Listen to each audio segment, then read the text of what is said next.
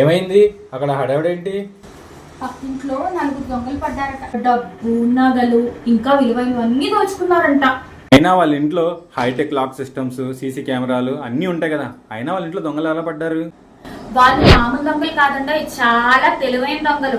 చూడ్డానికి అందంగా, అమాయకంగా, తెల్లగా కనిపిస్తూ ఉంటారు. మొదట తీయని మాటలతో వాళ్ళు పడేస్తారు. ఒక్కసారి మనం వాళ్ళకి అలవాటు పడ్డామా, వాళ్ళు లేనిదే మన రోజు గడవనట్టు అయిపోతుంది.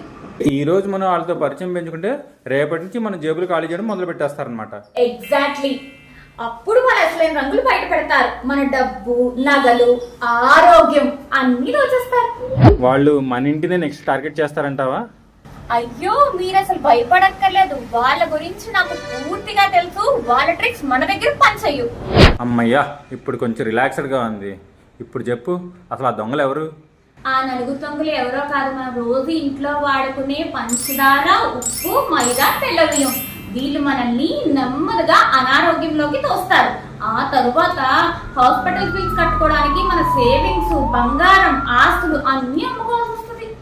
ఈ దొంగలు బయట కాకుండా మన కిచెన్ లోనే దాక్కుని ఉన్నారా? అవును, వీళ్ళు వైరల్ రౌండీ కాదు, ఫ్రాడ్ అండ్ డెడ్లీ.